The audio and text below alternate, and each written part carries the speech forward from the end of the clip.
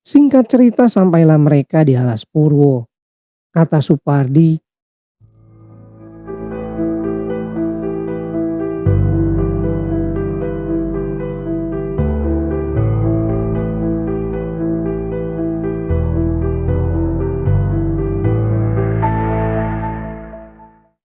Assalamualaikum warahmatullahi wabarakatuh. Balik lagi sama gua Romi. Untuk teman-teman yang belum subscribe channel ini, jangan lupa untuk subscribe terlebih dahulu. Untuk cerita kali ini, langsung saja kita simak ceritanya. Cerita ini berdasarkan kesaksian dari Pak Suwondo, yang mana beliau adalah sahabat atau teman dekat sang pelaku pesugihan. Sebut saja Pak Supardi. Klimaks dari kisah ini terjadi di antara tahun 1989 hingga 1990. Kita runut ke belakang. Tahun 1965. Supardi bisa disebut tahun ini adalah tahun yang sangat kelam bagi Supardi kecil. Ayah Supardi ikut diciduk dalam operasi pemberantasan PKI dan tidak kembali lagi. Menurut Pak Suwondo narasumber, itu disebabkan karena ayah Supardi adalah ketua ranting dari SOPSI, semacam organisasi buruh underbawnya PKI. Waktu itu usia Supardi 13 tahun. Tinggallah Supardi dengan ibunya. Takdir orang siapa yang tahu. Beberapa bulan setelah bapak Supardi diciduk, ibu Supardi menderita TBC. Dan naasnya beliau meninggal 1 tahun kemudian.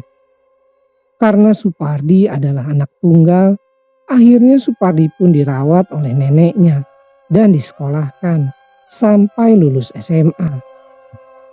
Keluarganya pun tergolong keluarga yang berkecukupan. Setahun setelah Supardi lulus, sang nenek meninggal dunia. Lantarannya pun cukup sepele karena terpleset di kamar mandi. Sebenarnya Supardi masih mempunyai paman, tapi entah kenapa dia menolak untuk sekedar menopang Supardi yang baru saja beranjak dewasa. Dengan alasan takut terbawa kasus ayahnya. Dan tinggallah Supardi seorang diri di rumah neneknya. Supardi bingung, ia mulai mencari-cari kerja. Tapi di tahun-tahun itu keluarga ekstrapol sangat sulit untuk mencari pekerjaan. Jangankan lulus SMA, sarjana pun juga sulit kalau keturunan ekstrapol. Bertemulah Supardi dengan sahabatnya yaitu Suwondo. Waktu itu hanya Suwondo teman sebaya satu desa yang mau berteman dengan Supardi. Walaupun sebenarnya orang tua Suwondo melarangnya. Tapi persahabatan mereka tetap terjalin walau kadang secara diam-diam. Sampai akhirnya mereka ketahuan mabuk bareng oleh orang tua Suwondo. Jadi ceritanya ternyata belakangan orang tua Suwondo mulai curiga dan punya feeling kalau Suwondo masih main dengan Supardi. Ayah Suwondo mulai memata-matai Suwondo. Sampai di suatu sore di belakang rumah Supardi, mereka kepergok sedang minum miras. "Woi, pada ngapain kalian? Mabuk?" "Enggak pak," sambil menutup botol. "Ini apa?" sambil menyingkap dan meraih botol yang berusaha ditutupi oleh Suwondo. "Ini pasti yang ngajarin anakku mabuk," sambil menuju ke arah Supardi dengan botol yang dipegangnya. "Enggak pak, bukan Pardi pak, Pardi enggak salah." Suwondo mencoba menghalau di antara Supardi dan ayahnya. "Nggak percaya aku, pasti gara-gara anak ini." Seakan ingin memukul kepala Supardi dengan botol itu, Supardi hanya bisa meringkuk ketakutan. "Kamu jangan main sama anakku, aku ini dari keluarga baik-baik." Supardi cuma bisa menganggukkan kepala. Kemudian ayah Suwondo menampar Suwondo dan menyeretnya keluar dari pekarangan. Kira-kira beberapa langkah ayah Suwondo menoleh dan berkata, "Sekali lagi saya bilangin, jangan main sama anakku. Kamu itu cuma sumber bencana. Kamu itu orang miskin. kamu itu anak kafir." Suwondo menatap Iba, tapi tak bisa berbuat banyak. 3 hari kemudian, Suwondo mulai khawatir dengan Supardi. Dengan diam-diam dicarilah Supardi dengan maksud memberi sedikit makanan. Suwondo merasa sangat bersalah dan ingin meminta maaf atas perkataan bapaknya. Suwondo mencari-cari dan bertemu di suatu makam desa. Terlihat Supardi tertidur memeluk kuburan ibunya. Suwondo pun menghampirinya. "Dik, Pardi, bangun." Waktu itu sekitar pukul 9 pagi. "Oh, kamu Tondo. Cepat bangun, makan dulu ini." Sambil makan, Suwondo meminta maaf. "Maafin bapakku kemarin ya, Di." "Nggak apa-apa." Mereka pun ngobrol seperti tidak terjadi apa-apa. Pertemanan mereka pun masih berlanjut secara diam-diam. Sampai akhirnya kira-kira di tahun 70-an, Supardi merantau. Kalau pamitnya sama Suwondo sih ke Jawa Timur, tapi rincian jelasnya Suwondo kurang tahu kerja apa. Rumah nenek Supardi pun dikontrakan. Supardi berangkat. Sejak saat itu komunikasi Suwondo dan Supardi terputus. Sampai akhirnya 3 tahun kemudian Supardi pulang kampung.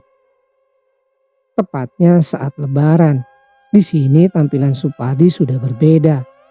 Di jalan desa, Suwondo melihat Supardi berjalan dengan seorang wanita.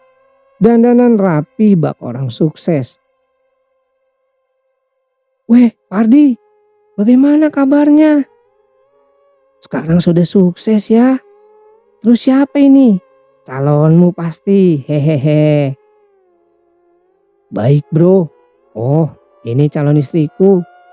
Dengan nada sinis, dia pun berjalan melewati Suwondo dan menuju rumah neneknya.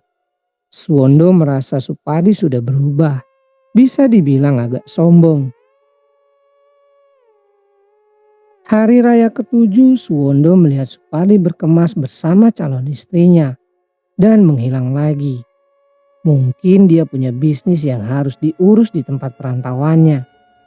Walau bisa dibilang sekarang Supardi agak songong, Suwondo tak pernah menaruh benci kepadanya. Justru kadang dia mikir Supardi masih sakit hati dengan kata-kata bapaknya waktu itu. Sementara Supardi di perantauan, terlihat ada aktivitas pembangunan di rumah neneknya Supardi. Sepertinya sedang direhab. Setiap sore Suwondo selalu jalan-jalan dan melihat aktivitas pembangunan di rumah Supardi itu. Dilihat dari strukturnya, sepertinya rumah itu akan dibangun menjadi rumah yang megah, kata Suwondo dalam hati. Benar saja, setelah bangunan itu selesai, rumah itu menjadi mewah. Bisa dibilang rumah paling megah di desa itu. Sekira 2 tahun kemudian Supardi pulang, masih dengan wanita itu, tapi dengan keadaan perut yang membesar. Sepertinya sedang hamil. Kebetulan umur kehamilannya bareng dengan istri saya. Oh, Supardi sudah nikah sekarang ternyata. Dalam hati Suwondo.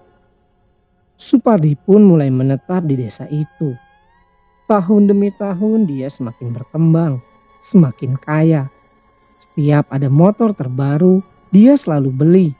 Dari Binter Mercy, Honda 70, Yamaha 75, Vespa, Jeep, dia punya semua. Warga desa termasuk Suwondo tidak pernah tahu apa usahanya Supardi bisa sampai sesukses itu dalam waktu yang cukup singkat. Sempat ada desas-desus pesugihan, bahkan menjadi rahasia umum. Tapi Suwondo sebagai kawan lamanya selalu mencoba berpikir positif. Supardi waktu itu jarang sekali bersosialisasi. Beda dengan istrinya yang ramah dan anaknya yang sering bermain dengan anak Suwondo. Anaknya seumuran dengan anak Suwondo, sebut saja Nani. Suatu pagi di tahun 1989, Nani ditemukan terbujur kaku dan membiru di kamarnya. Istri Supardi keluar dan berteriak, "Tolong! Tolong Nani, Mbak Yu! Tolong!" Sontak membuat warga desa geger. Nani, anak Supardi, meninggal dunia, umur 8 tahunan.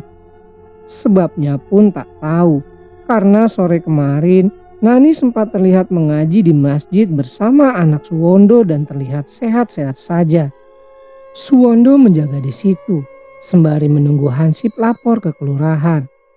Waktu itu Suwondo duduk di ruang tamu. Di samping kiri adalah kamar Nani, sementara Supardi dan istrinya ada di dalam kamar tersebut. Terdengar sedikit perdebatan antara Supardi dan istrinya. "Aku menyesal menjadi istrimu, Mas. Katanya gak ngasih makan. Tapi ini kenyataannya. Ini anakmu loh, Mas. Harta berapapun tidak akan bisa membelinya." Sambil menangis memeluk anaknya. "Besok akan kuputuskan perjanjian itu. Aku gak tahu bakal jadi seperti ini," kata Supardi. Supardi pun keluar kamar. Dia kaget melihat Suwondo duduk di ruang tamu. Suwondo pun mendekatinya dan menepuk pundaknya.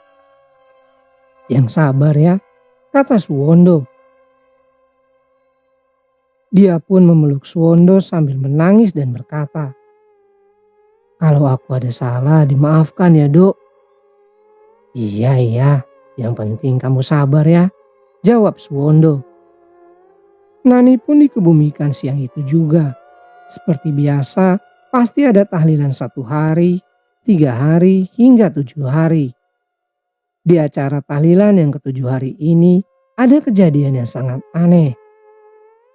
Tepat di 7 hari setelah kematian Nani, hujan deras.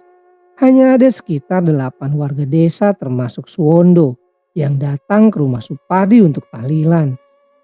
Mungkin karena hujan deras dan rumah Supardi berada di pojok desa. Karena sudah semakin malam, akhirnya tahlilan pun tetap dilaksanakan walau dengan orang seadanya. Doa pun dimulai. Beberapa saat kemudian, di tengah-tengah doa itu, tiba-tiba terdengar suara.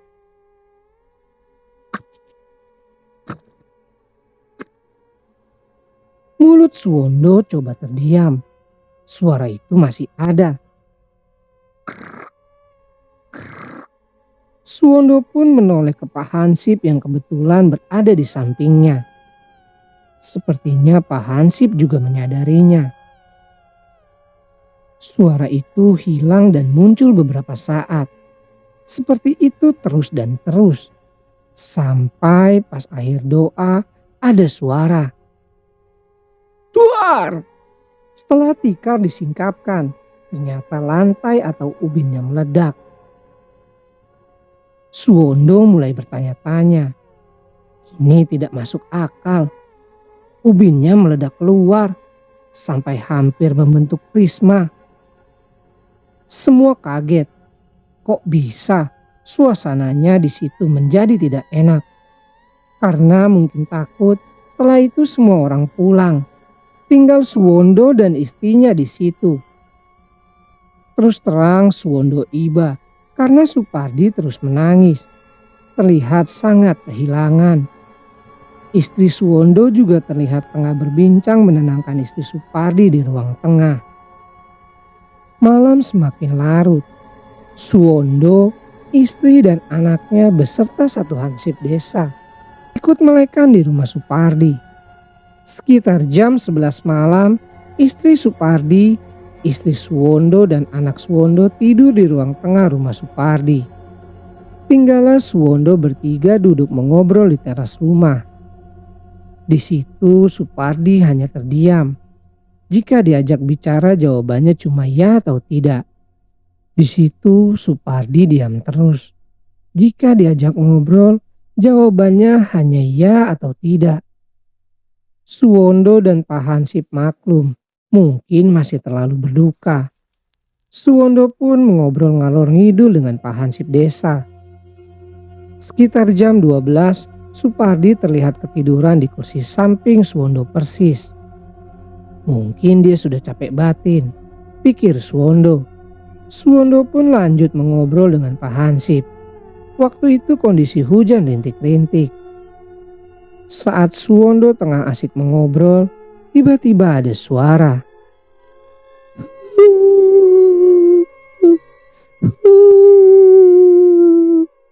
Suara tangisan anak kecil. Suara apa itu ya, Pak? Kata Pak Hansip. Suwondo pikir itu adalah anaknya. Suwondo pun mengecek ke dalam rumah.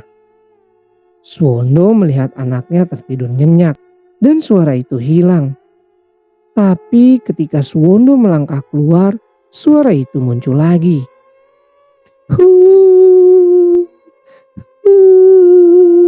Suwondo kembali mengecek ke ruang tengah. Lagi-lagi anak Suwondo sedang tidur nyenyak. Tapi kali ini suara itu tidak menghilang. Suaranya seperti berpindah-pindah. Suwondo sangat takut. Suwondo melangkah keluar dengan sedikit berlari. Dan suaranya semakin jelas.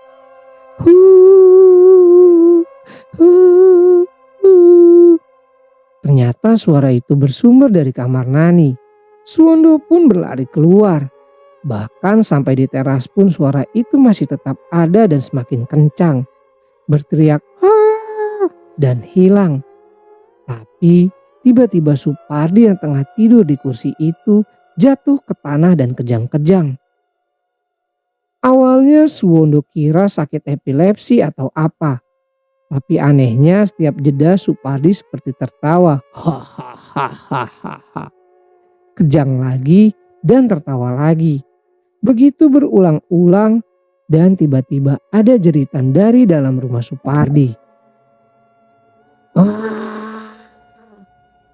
Suwondo pun meninggalkan Supardi di luar rumah dengan keadaan seperti kesurupan. Suwondo mengecek ke dalam rumah menuju sumber suara itu. Di ruang tengah itu, Suwondo melihat istrinya ketakutan di sudut ruangan sambil memeluk anaknya yang menangis. Anak Suwondo menunjuk-nunjuk ruang dapur. Suwondo mendatanginya. Di situ, istri Supardi berdiri sambil meraung-raung.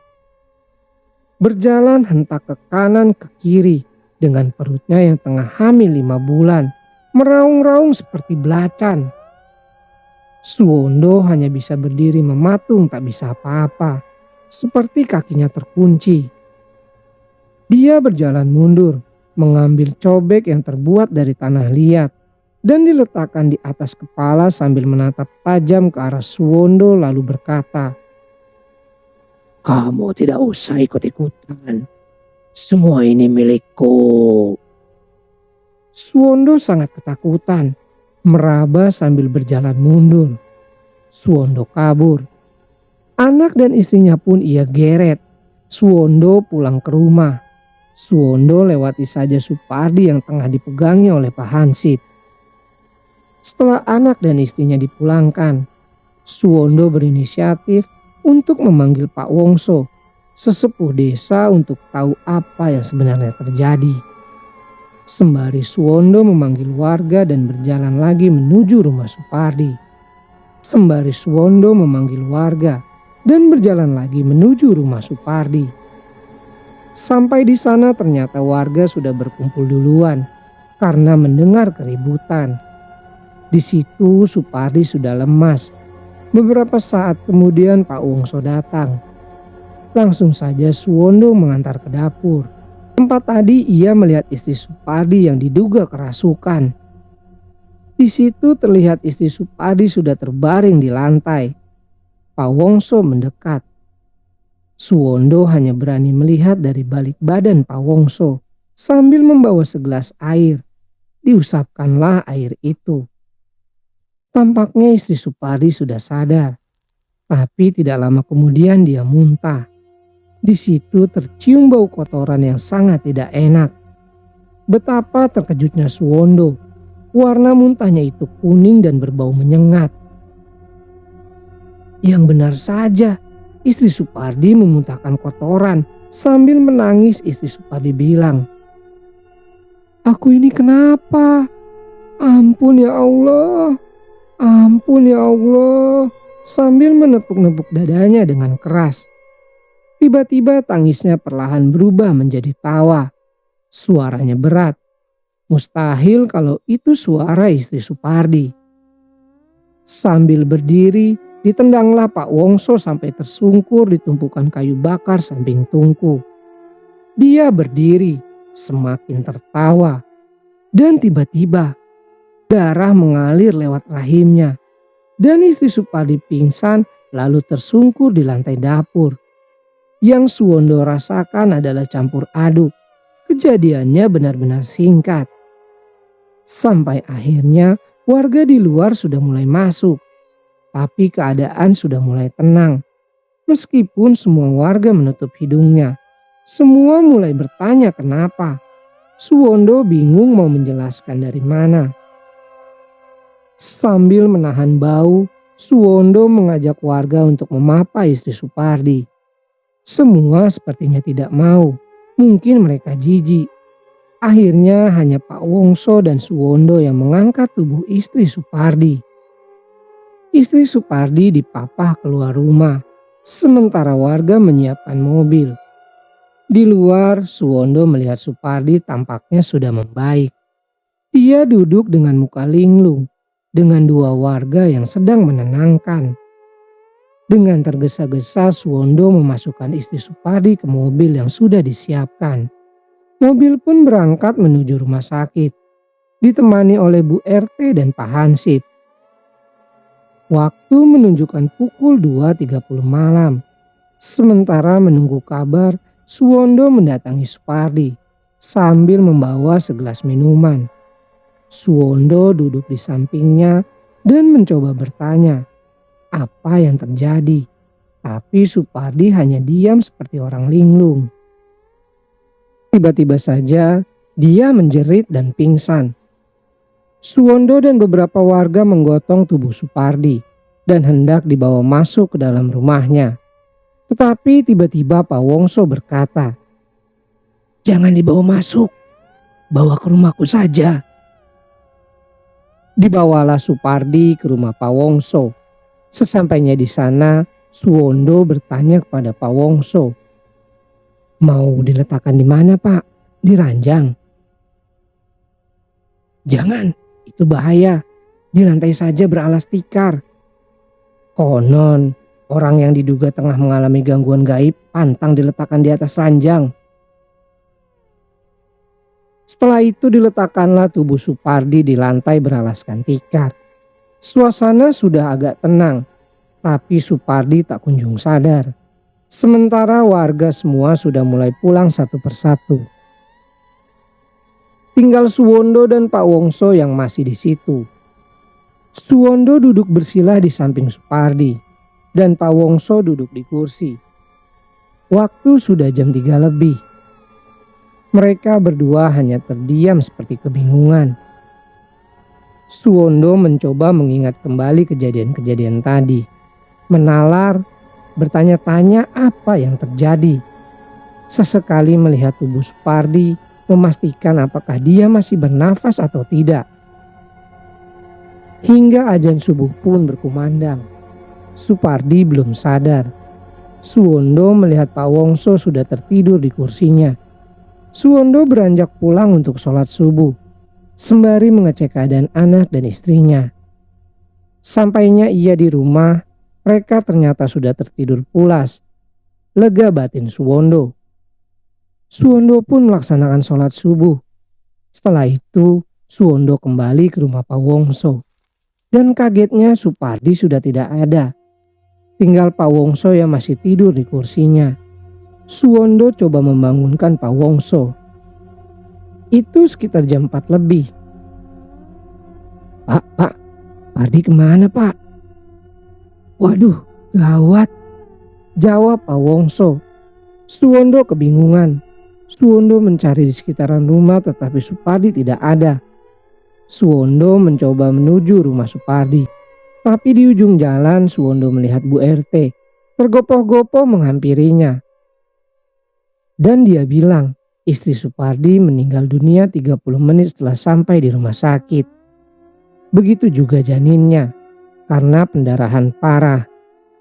Lalu Bu RT berkata, jenazah sedang dalam perjalanan. Sudah dimandikan dan dikafani. Dengan alasan medis, jenazah tidak boleh dibuka. Suwondo kembali menuju rumah Supardi. Sembari Bu RT memberitahukan keluarga untuk mempersiapkan pemakamannya. Sampai di rumah Supardi, semua tampak sepi. Hanya pintu yang belum ditutup. Suwondo masuk berjalan pelan sambil memanggil nama Supardi. Sampai di ruang dapur, terlihat Supardi sedang membersihkan sisa-sisa kotoran yang tadi dimuntahkan oleh istrinya. Baunya masih menyengat. Supardi menangis tak bersuara. Ia terlihat sesenggukan. Suwondo benar-benar tak tega. Suwondo tidak tahu bagaimana. Suwondo memberitahu kalau istrinya sudah meninggal. Sementara anaknya juga baru saja meninggal kemarin. Supardi menegakkan kepalanya dan berkata, "Aku sudah tahu. Ini memang salahku. Tuhan." Supardi histeris. Suwondo memapahnya keluar rumah. Di depan sudah ada beberapa warga yang berkumpul merapikan kursi-kursi. Singkat cerita, jenazah pun datang. Jam 9 pagi, istri Supardi dimakamkan. Prosesi pemakaman berjalan lancar dan sewajarnya. Tahun-tahun berlalu. Semenjak kejadian itu, Supardi berubah menjadi lebih ramah dengan Suwondo. Tapi beberapa kali Supardi membuat Suwondo penasaran.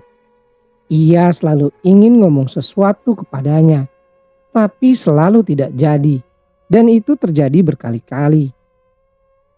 Isu-isu Supardi memuja iblis mulai bertebaran sejak kejadian itu. Ditambah lagi warga-warga yang mulai cocokologi liar. Ditambah sejak Supardi dan keluarganya kembali di desa, tercatat ada sekitar 36 orang meninggal, termasuk anak dan istri Supardi. Semuanya wanita. Suwondo waktu itu masih belum percaya. Masa orang sebaik Supardi akan tega melakukan hal itu?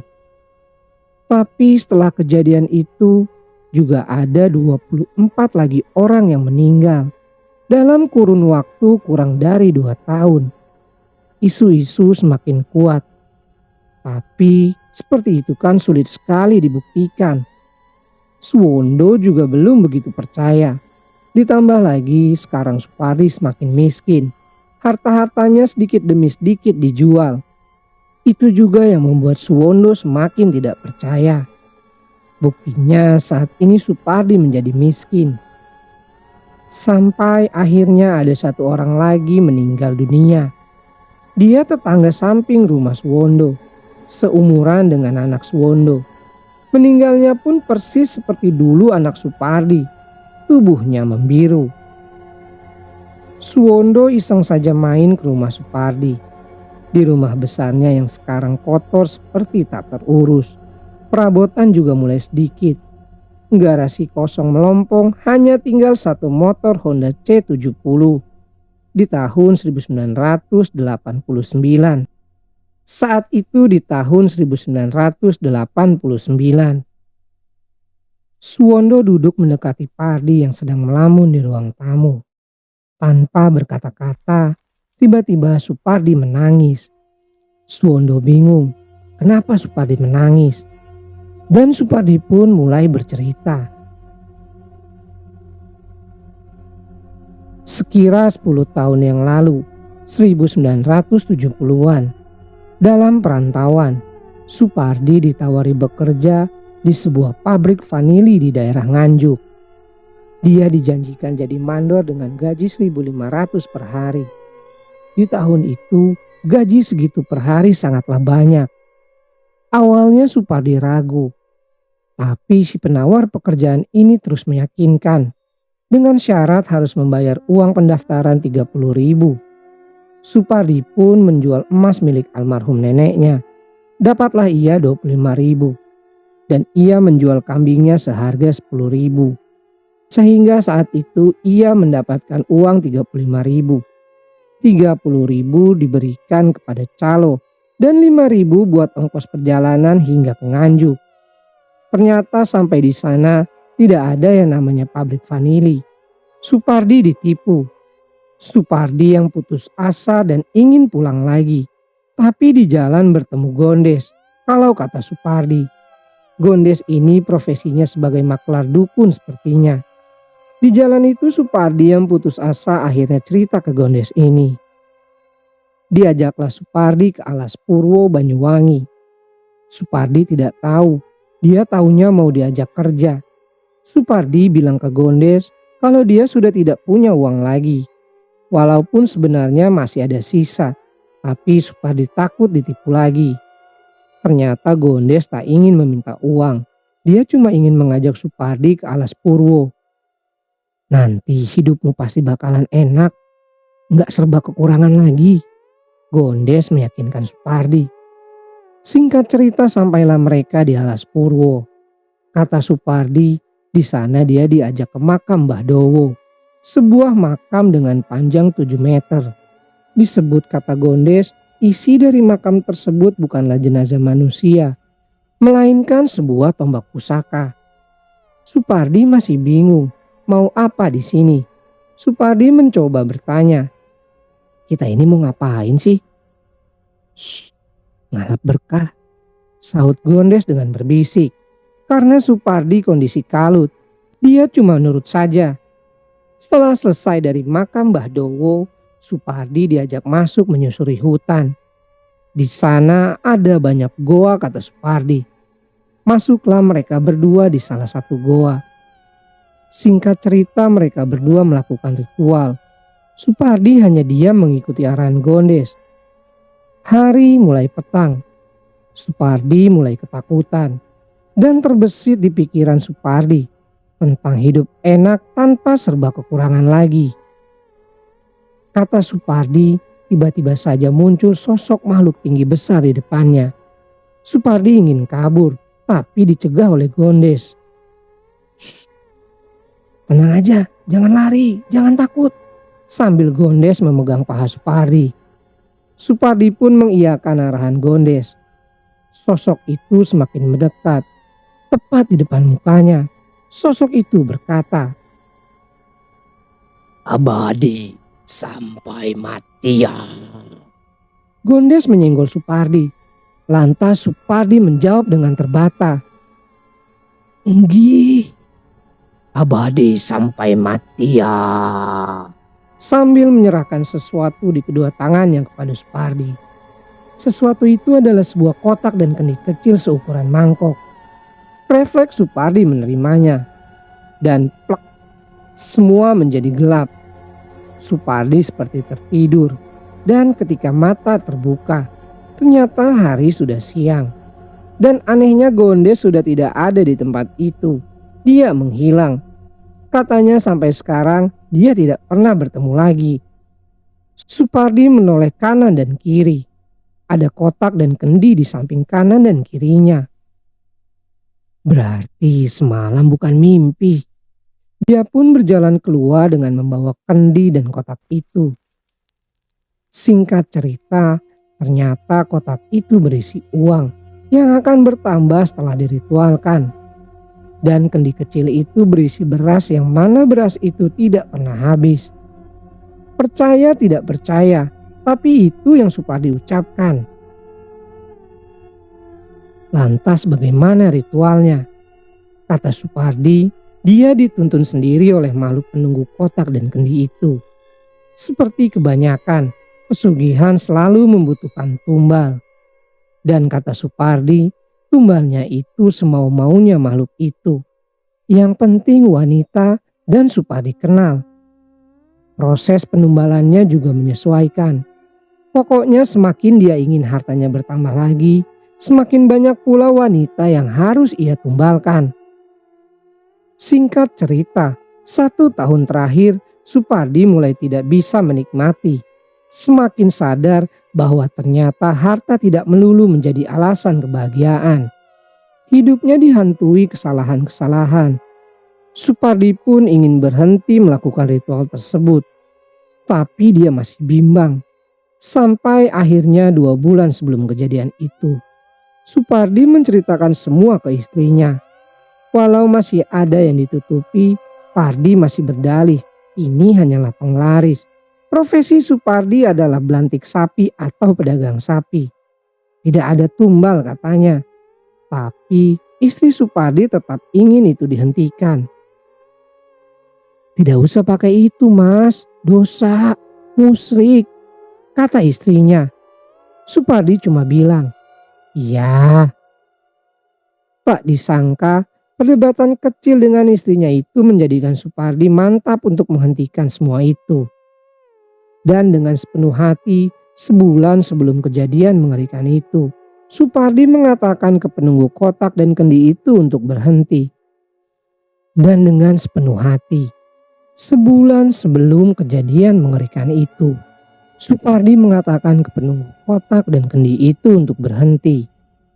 Tapi penunggu itu malah menjadi marah dan mengatakan bahwa Supardi ingin berkhianat. Karena di perjanjian saat pertama Supardi di Alas Purwo adalah abadi sampai mati. Makhluk itu marah dan mundur menghilang. Sampai akhirnya semua terjadi. Dari anaknya ditemukan membiru. Istrinya muntah kotoran, pendarahan, keguguran lalu meninggal dunia. Setelah itu, kotak itu sudah kosong tak bisa lagi mendatangkan uang. Begitu juga dengan kendinya. Berasnya tak bertambah lagi. Supardi pun tak pernah lagi melakukan ritual-ritual penumbalan itu. Tapi tumbal tetap harus ada, walaupun Supardi sudah tidak bisa mendapatkan hasilnya. Dari situ, sebelum ada orang yang akan mati, dia didatangi makhluk itu dalam mimpi yang selalu berkata, "Ini saya makan," sambil melihatkan wajah sang tumbal. Kejadian itu berulang puluhan kali. Dan tumbalnya hampir semua adalah orang satu desa. Suwondo bergidik ngeri antara percaya dan tidak percaya. Suwondo sangat marah, tapi ia tetap tidak tega. Suwondo kemudian bertanya, "Mau sampai kapan seperti ini?" Tak terasa Suwondo mengobrol sampai larut malam. Tapi saat itu Suwondo masih belum percaya sepenuhnya. Soalnya pasca kejadian, Supardi menjadi aneh. Walaupun ia ramah tapi tatapannya kosong, seperti orang yang kurang waras. Suwondo pun pamit pulang. Di depan pintu Supardi berkata, "Maafin saya ya, maaf banget ya." Suwondo hanya menjawab seadanya, "Halah." Dengan senyum, Suwondo berjalan pulang tanpa firasat apapun. Namun betapa kagetnya, keesokan harinya Supardi ditemukan tewas di depan rumahnya. Bunuh diri dengan meminum gramason, sejenis pestisida. Matanya terbuka dan keluar darah hitam dari telinga, hidung dan mulutnya. Suwondo benar-benar tidak menyangka. Sebulan kemudian, Suwondo tak kuat memendam cerita Supardi. Akhirnya Suwondo bercerita ke Pak Wongso yang notabene adalah orang pintar. Setelah mendengar semua cerita Suwondo, analisa Pak Wongso mengatakan bahwasannya Supardi bunuh diri untuk menghentikan makhluk-makhluk itu memakan tumbal-tumbalnya. Memutus perjanjian dengan cara wadal diri. Dan cerita pun selesai. Terima kasih teman-teman yang sudah menyimak cerita ini hingga akhir. Dan jangan sampai ketinggalan untuk cerita-cerita treat-treat horor menarik lainnya di video kami selanjutnya. Assalamualaikum warahmatullahi wabarakatuh.